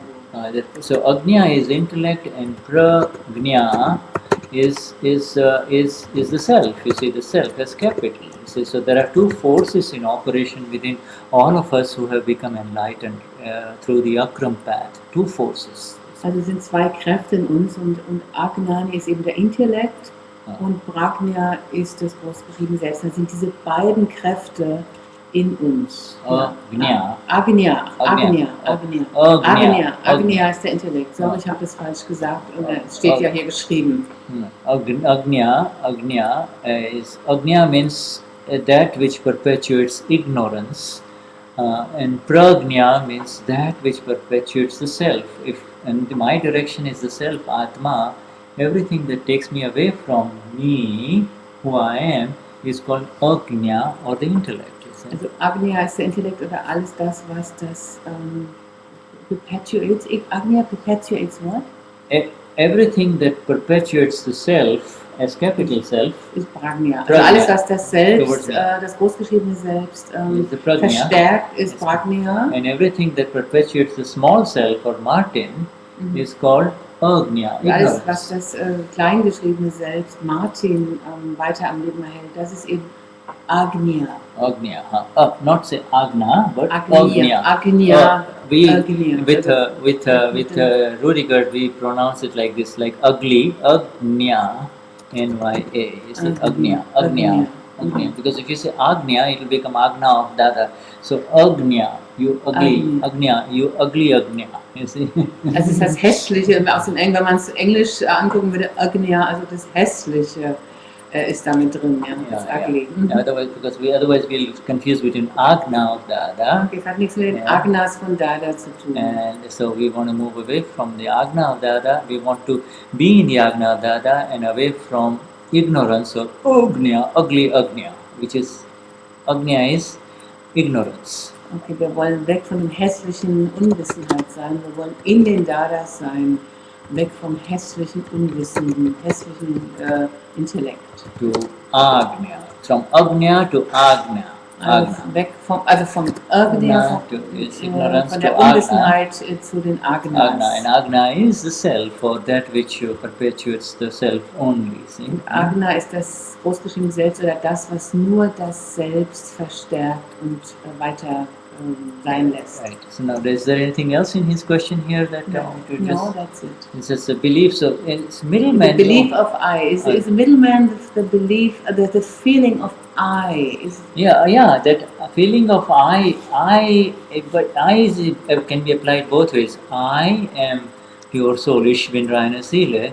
And there is Ich bin Martin. So he wrote it in a big letters, so it means big Ich I. bin reine Seele. Yeah. So again, so That he wrote it in big letters. That's what he wrote. Ich. Yeah, but which one is he talking about? Yes, translate this. What is the first one? Is this middleman? Is it meant the feeling of I? And he wrote the I in capitals. So that same I had the wrong knowledge and the wrong belief. The same small I used to say I am Martin. Now the same I, when he becomes a Gnani Bhavo or the awakened one, he says Ish, like in the big I, the small I became the big I, Ish bin reine Seele. In other words, that main I does not have any wrong beliefs anymore. It is just the pure one, the one without any beliefs. Also dasselbe Ich hatte früher die falsche Überzeugung von Ich bin Martin und nach dem Gnani hat es die Überzeugung von Ich bin reine Seele. Yeah, so the eyes will remain until final enlightenment, until absolute enlightenment. Dieses Ich wird bleiben bis zur völligen Erleuchtung. And Martin wrote I, so it's the I in capitals or the I in small. What we write is S or S for self. You see? Im Englischen geht es eben mit dem großen und kleingeschriebenen S für capital das self. Ja. Now so when the middleman disappears, there will come a time when the middleman disappears. Even Dada had a middleman. Even our Gnani Purush had a middleman. His middleman was 4 degrees ignorant and 356 degrees enlightened. You see? Also wenn der Mittelmann irgendwann mal verschwindet, sagt Shuddha, und dann sagt er, selbst Dada hatte einen mit diesem Mittelmann und der war eben 4 Grad entfernt von dieser vollständigen Erleuchtung. Yeah, and then there is behind it all is the sun, you see, and the sun is the fully enlightened one, the absolute one, where there is no I. When that I disappears, then you are part of this entire universe in oneness. You see, with it, there is no sense of I anymore. Dada calls it potapano. You see, potapano, I-ness. That's I-ness. There is a minus and then there is an I-ness. And you said sun, like the sun in the sky. That's the main sun. Yeah, the sun is the source. You see, the ultimate in final enlightenment. There is no I. Ja. Also dann, wenn dann der Mittelmann verschwindet, dann ist es wie die Sonne. Da gibt es kein Ich mehr und du bist Teil dieses gesamten Universums in Einheit. Yeah, und Dada spricht da von Potapanu oder Ichheit. Das ist was anderes als meine. Also im Englischen sagt man eines und meines. Das mir Gehörende und diese Ichheit. Yeah, in other words, the fully enlightened ones don't have any sense of I in it. You see, in any sense of the word, the I goes away too. But that's a very advanced level of enlightenment, which we will all experience in the next life, or when we are with the Lord. You see, in the fully enlightenment. Diese Vollerleuchteten haben keinerlei Empfindung von Ich mehr in irgendeiner Art und Weise. Und das ist ein sehr hochstehender Zustand von Erleuchtung, den wir im nächsten Leben erreichen werden. The Gnani Purush Dadashri has told us all that I am giving you this 5 Agnas, and if you remain, and they are the keys by which you can experience the same state as Lord Mahavir, the fully enlightened one. I am giving you the 5 Agnas, which will give you the state of the experience that was experienced by Lord Mahavir, the fully enlightened one.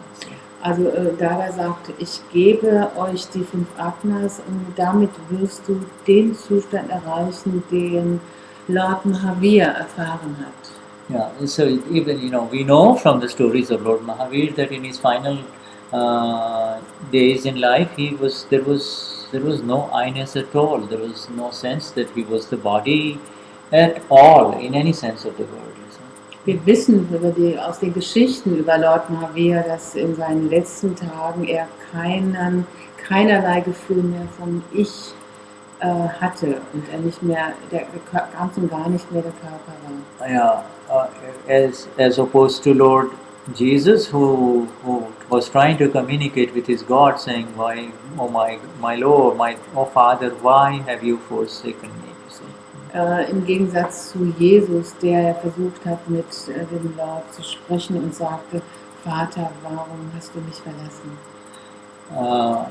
So we continue. Is there any? So we will No, continue. there's no more question. Okay, so we go into Wir machen weiter. this no need of skill. We get the next heading here. Ja, wir gehen zur nächsten Überschrift. Nicht-Fähigkeit, sondern klare, entschlossene Entscheidung ist ein Muss. I think it will be fine. I think it's. Let me just check and see if it's all right here. I think it should be fine, Sarah. I think it's fine. Yeah, we'll just create more heat on this. So one has to know the art of living a life. Such a simple sentence. Shuddha sagt, so ein einfacher Satz. Man muss die Kunst kennen, wie das Leben zu leben ist. What a loaded sentence. The art of living a life. The science is already in operation for all of us. The question is, have we got the art of living this life after the awakening? Also, das ist ein ganz spezieller Satz und ja, die Wissenschaft ist schon in uns am Arbeiten, aber haben wir die Kunst, kennen wir die Kunst, wie man das Leben leben soll? And the questioner is asking, Dada, certain skills are required for settling a file with equanimity. Is it true? Certain skills. Der Fragende sagt, Dada, man braucht bestimmte Fähigkeiten und Geschicklichkeit, um eine Akte mit Gleichmut zu begleichen. Stimmt das? And Dadashri replies, if one does not have that skill, it's a particular skill, even then if he will speak like that, he will learn the skill. If one affirms, I want to follow Dada's Agna, I want to follow Dada's Agna, then even if he does not know the skill, he will learn because he is following the Agna. In other words, just saying that I want to follow the Agna means you are following the Agna. This is the way Dada is saying it. Okay, also, und Dadashri antwortet, ja, sogar wenn einer diese Fähigkeit nicht hat und er so spricht, wird er die Fähigkeit erwerben. Wenn jemand bekräftigt, ich will Dadas Agnas befolgen, dann wird er die Fähigkeit, auch wenn er sie nicht hat, erwerben, weil er die Agnas befolgt. So now all of us Mahatmas in Satsang, this Satsang that we are all there with Sarla and Susanne and Shuddha here, all of us have to say, just I want to follow Dada's Agna, which means we are following the Agna. A new definition of Dada's following the Agna has just come up in front of us.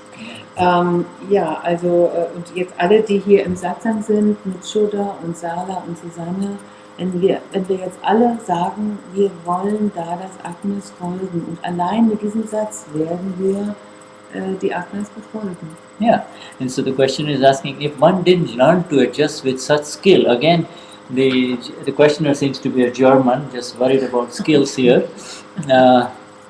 He says, if one didn't learn to adjust with such skill, then it will not settle completely, will it? Settling a file with equanimity requiring a skill. A skill means a learned art, something. Will it? If one did not learn to adjust with such a skill, then it will not settle, the file will not settle completely, will it? The questioner is asking. Okay, und dann fragt der Fragende und Shuddha sagt, der Fragende scheint ein Deutscher zu sein, weil er immer nach diesen Fähigkeiten fragt.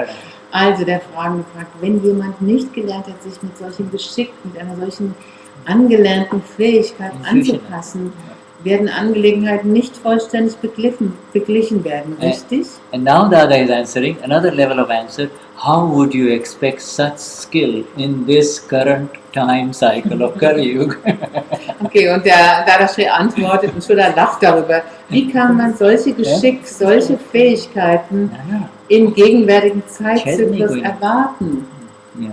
Dada is essentially saying that such skill, this art of settling a file with equanimity does not exist in the current time cycle.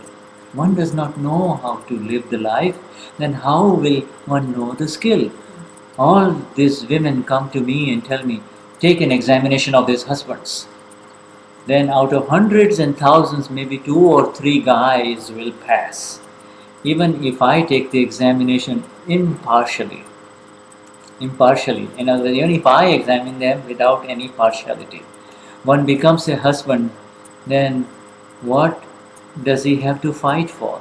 Why does the separation, the correction here, why does the divisiveness due to the separation, due to differences of opinions arise, mat bhed? Why does a husband fight with his wife?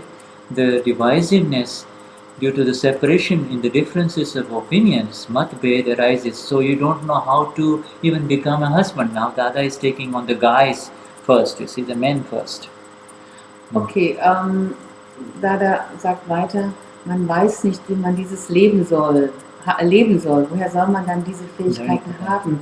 Also Shuddha hat vorhin auch gesagt, in diesem Zeitzyklus ist es einfach nicht zu erwarten, dass solche Fähigkeit, solche Kunstfertigkeit, sich Angelegenheit mit zu begleichen, die ist einfach in diesem Zeitzyklus nicht möglich. Dada spricht weiter. All diese Frauen kommen zu mir und sagen, prüfe und untersuche diese Ehemänner. Von Hunderten oder Tausenden gibt es da vielleicht 2 oder 3, die genügen, auch wenn ich die Untersuchung unparteiisch vornehme. Jemand wird zum Ehemann. Wofür muss er dann streiten? Warum taucht Trennung durch die unterschiedlichen Meinungen auf? Die Trennung aufgrund von unterschiedlichen Meinungen, Mata Beda, taucht auf, also weißt du nicht, wie du als Ehemann sein sollst. Und Shuddha sagt, kommentiert, ja, nimmt sich jetzt erstmal die Ehemänner vor. Well, this is Dada is entering into a new phase of satsang here. In other words, now Dada is trying to take us, he's talking about the skill, but he says, out of hundreds and thousands, maybe 2 or 3 guys will pass. You say men will pass who live with women, who have got women companions or living in a relationship or are married. He says, are married. You see, this is Dada is taking them on right now and talking about them. He says, all the others will fail. And why would they fail? Because they they are in a relationship where there is a separation of the 2 human beings that are living together, an inner separation because of differences in opinions between the 2 of them. There is an inner separation first. Mat be.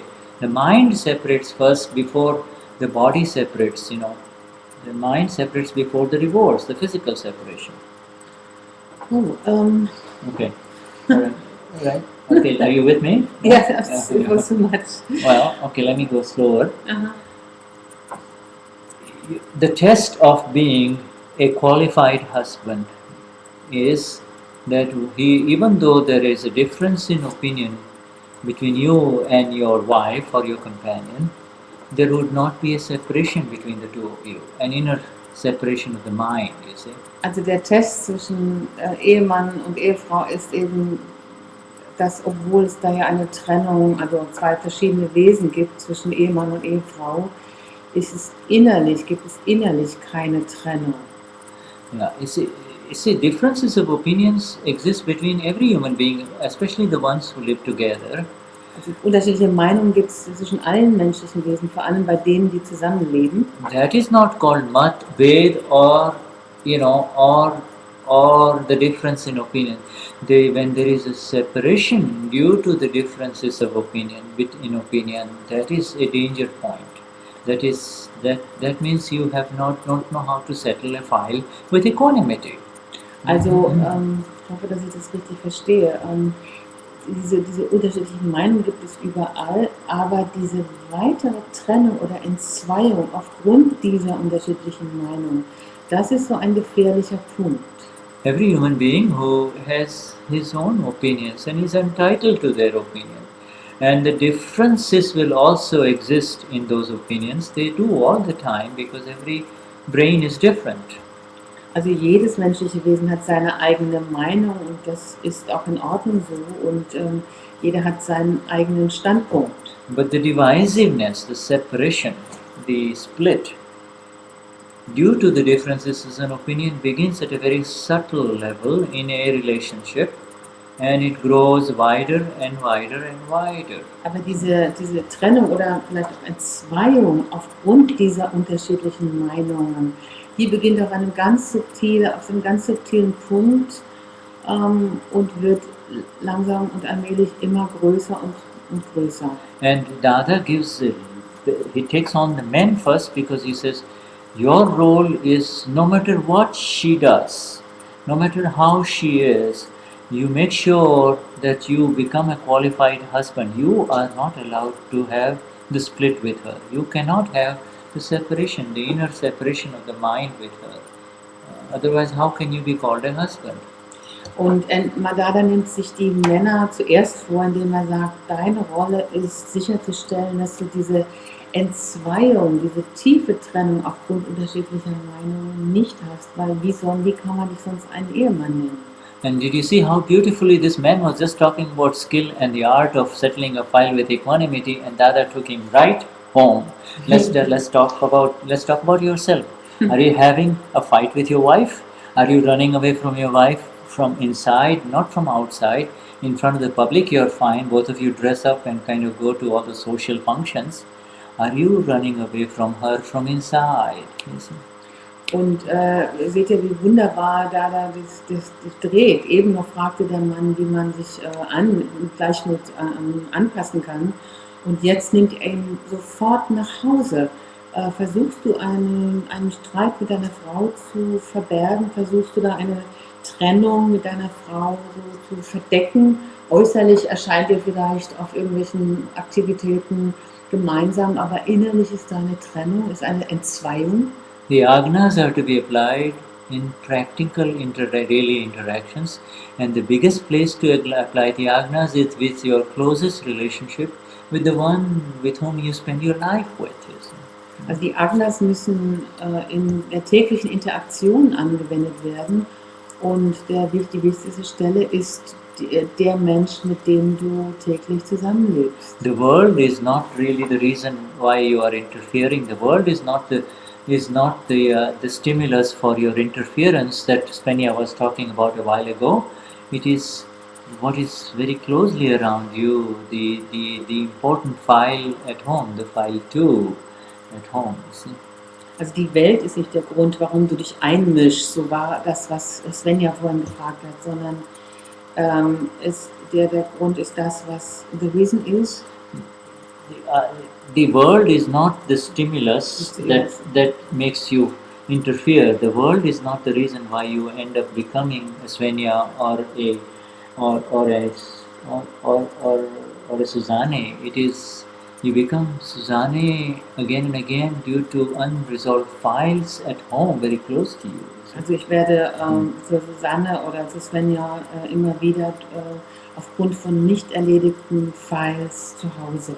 And so, it starts off with Dada with this just one magnificent sentence where he just simply says, again, coming back to one has to know the art of living a life.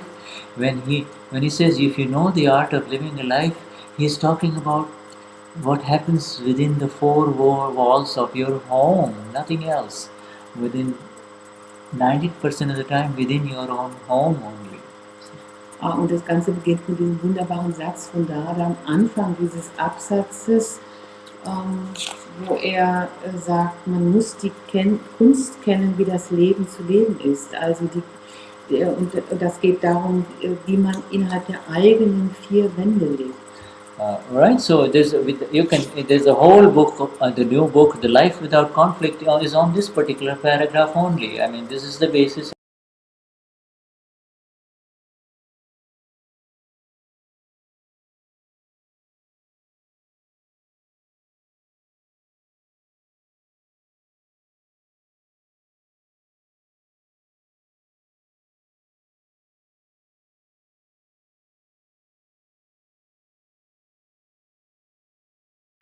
Da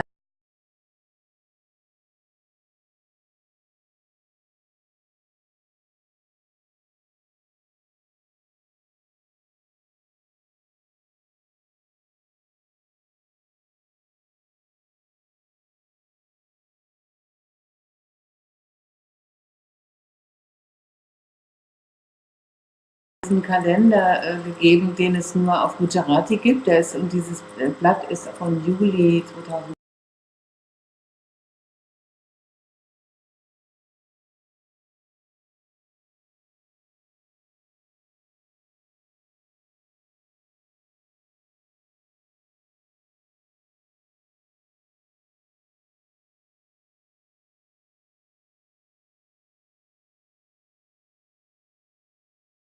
Oder erobern, sondern du musst dein Zuhause gewinnen oder erobern. Yeah, the winning, everybody wants to be a winner.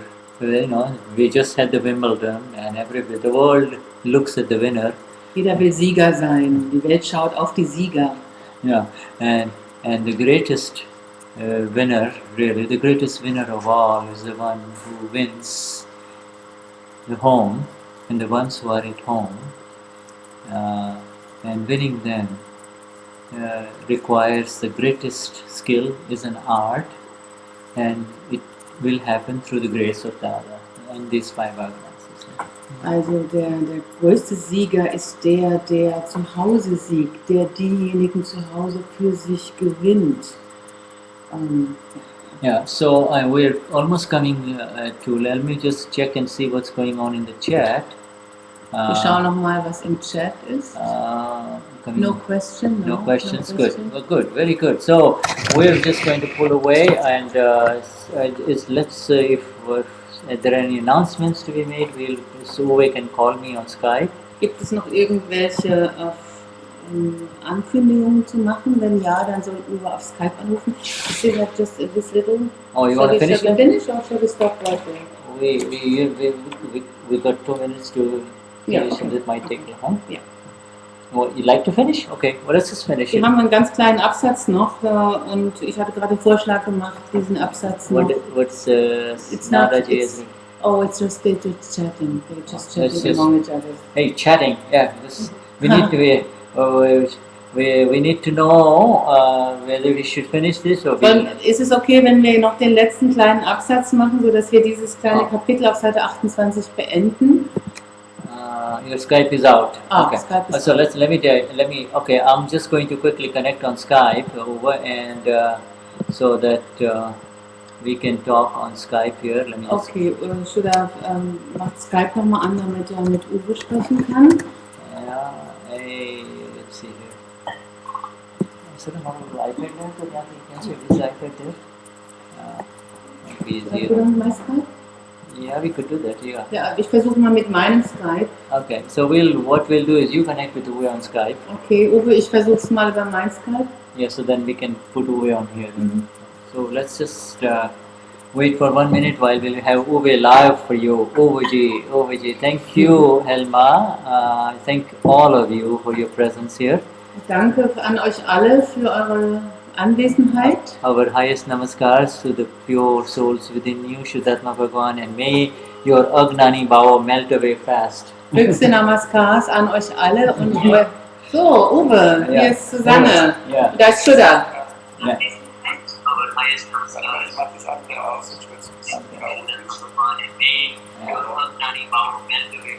Uwe, turn on your video here, Uwe. My video? Yeah, your video. So we'll put you on the broadcast. Video? You're on Skype video. Okay, yeah. So hold on. Okay, wir bringen jetzt Uwe auf dem anderen Skype und bringen ihn gleich aufs Video. There he comes. There he is. Yeah, now. Jai Satchidanand. Jai Satchidanand. And there's Marian. Hello, Marian. Congratulations, Jai Satchidanand. Hey, Sala. Hi. We are looking so much forward. We have already packed our stuff. Well, At 9 o'clock we are leaving. Oh, great. Uwe sagt, dass er seine Sachen party. Uwe sagt, dass er gepackt hat und dass er bald nach USA fliegt. Yes, tomorrow morning. All right. Morgen früh. Yeah, wonderful. Yeah, that's so nice to have that. And Tuesday, Nada is coming. Oh. Na, da kommt wir bleiben und ihr anderen kommt. Gut. Und die anderen. Und dann wer kommt noch? Nada und wer kommt dann? Ich weiß gar nicht, wer noch alles kommt. Hans Christian kommt mit uns. Nada, Susanne ist schon da. Und dann haben wir ganz viele im Gepäck. So Shuddha, we have a lot of Mahatmas in our luggage. Ja. A lot of Mahatmas in your luggage. Yeah, lots of them. We have a big heart and we keep them all with us. And we need to make sure that we get live connection as soon as we are there, and then we'll set it up for them so that they have best possible connection with the Gnani and the Mahatmas. All right, wonderful, Okay. wonderful. Also wir versuchen eine Live-Connection zu machen, sodass ihr anderen, die nicht mitfliegen, die nur im Gepäck und im Herzen mitfliegen, auch Verbindung haben. Hier Und nach I'm USA. speaking in German right now, Shuddha, so to make it easy. Especially, that's why I want to share. Also was ich gerne mit euch teilen wollte, diejenigen, die Lust haben, jetzt im Equanimity mit zu sein, schaut einfach online. Kommt einfach online und schaut zu. Shuddha, here we go, look at this. Oh, this is Jai Sachidanand, Jai Sachidanand, Jai Sachidanand. So see, we get more and more Mahatmas in our luggage. Yeah. Thank you. Light on कर दो रे. आवाज नहीं सुन, yes, it's wonderful. Yeah, okay, there we go. You see another, yeah, right. Also für diejenigen, die gerne dabei sein wollen, dass ihr das wisst, wir versuchen live zu schalten auf Ustream. Das heißt, wir geben euch, wie machen wir das am besten? Katja, du bist da, Rüdiger ist da. Ich versuche mal einfach Katja-Chi zu informieren über E-Mail, wie es ausschaut. Und Katja setzt es in die engsten Kreise, sodass diejenigen, die jetzt da sind, eine E-Mail bekommen von uns. Wie auch immer das möglich ist. Wir werden schauen, wie wir das über so einen Informationsbaum schaffen, dass der eine oder der anderen informiert, sodass ihr euch gegenseitig einfach informiert und dem anderen wisst ihr schon dann und dann. Und wir versuchen einfach, wenn es irgendwie möglich ist, online zu sein, sodass Shuddha Englisch übersetzt und der Uwe oder Susanne live Deutsch übersetzen, sodass ihr auf Livestream den Gnani sehen könnt und unsere Übersetzung auf Skype kriegen könnt. So das ist die Idee. Wie es ausschaut, werden wir einfach sehen vor Ort. Wir geben unser Bestes. Oh, wow. Okay, great. All right. It speaks about the online. We try to be. But what I just said is, in short words, is like we will see if we have an online connection, and then they can look the live stream the Gnani live. Shuddha will translate English, and we will do the German translation on Skype for them simultaneously, so they get the direct translation and they can watch the Gnani. So we'll see how it works out. Yeah. All right. Wonderful to see Marian and Mother. Wonderful. Yes. And everyone else. Great. It'll work out great. Good to see you. It's like the family. Yeah. Yeah, good family. Good family. Yes. Always wonderful. Yeah. We love to everyone in Munich. We will. Yes. Shuddha We are all here in München. Yeah. You are going to reach the Guru Purnima venue ahead of us. We are coming on Wednesday. Yeah. Wednesday Is Nada afternoon. coming? We'll put Yeah. the red carpet out for Yeah, you. and Nada is coming on Tuesday. Yeah. And the garlands and everything. We will be ready for you. You will be ready to. Gnani will be there, so you'll be able to see him earlier than us. Ah, wow. Yeah. You should be there early. So, and call Sudhir, so you might be able to visit the Gnani even, outside the hotel in his home. Yeah, we'll see. Yeah, we'll see how We it don't goes. want to push ourselves again in Oh, yeah. positions. We are here just Mahatmas. Yeah. Right. Okay, so. Okay, so Yes. thank you very much for beautiful translation and beautiful satsang All today. right, I will let you do the Hey Dada Jab Kalyan Karo. Okay, good. Yeah. All right, Uwe, start. 1, 2, 3. Hey Dada Chak Kalyan Karo Sab Jivo Moksha Gnani Pamo Duniyana Antrayo Tuto Swami Samne Sharane Lo Hey Dada Chak Kalyan Karo Sab Jivo Moksha Gnani Pamo Duniyana Antrayo Tuto Swami Samesharenelo Radha Bhagavanina Asim Jai Jai Kara See you soon. See you soon. See you soon. Jai Satchidanand, alle in Deutschland. Jai Satchidanand. Jai Sachidanand. Okay. Bye bye. Bye bye. Jai Satchidanand. Jai Jai Satchidanand. Alright, Nice, so we nice just feeling. let you roll it for a few minutes, they say, and then we're turning it. Oh, so it's all finished here. Yeah, it's finished. It's nice. Should that now It's go? a statement.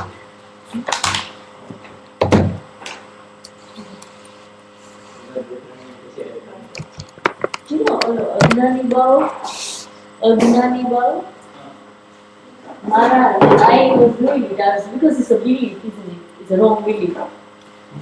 Which So chapter? I hold it like a little potassium permanent, that is spectacle one. And because yes, it is the science, my potassium permanent, white one, that clear light, direct light, it is part of the just as we do duck over a color of it. Duck એટલે over. પછી આખું જ્યારે light, that's how I scientifically made it, મારી mind માટે. These are scientific example. The simpler way is कि पानी अंदर है ना if your inner point is silent, it is always silent. When somebody interferes, when you see the vibrations, you believe that it's happening to you, and therefore you throw your stone too. Yeah. But if you just let the ripples settle down without any further stones from your side, Yeah. then it becomes clear, so you can see all the way to the bottom. Yeah. That's clear. Clear like this. એટલે તમારા તરફથી કોઈ અંદર પેલું ઇન્ટરફિયરન્સ ના હોય so That's good. That was good. That was great. Oh well, my mind keeps forgetting. You said you Well, my mind is actually really, really wobbly. It doesn't remember too much. So. That's good. I'm getting the gist of it. So. But it's not always good. But to be here, Yeah. with a nice feeling for the German singing. Yeah. It's It's nice. Yeah, it's nice. I saw last year Katja was here, and we saw Katja translate. And she was sitting there. Yeah. So that was nice, and I thought it was nice to be for once be right next to you.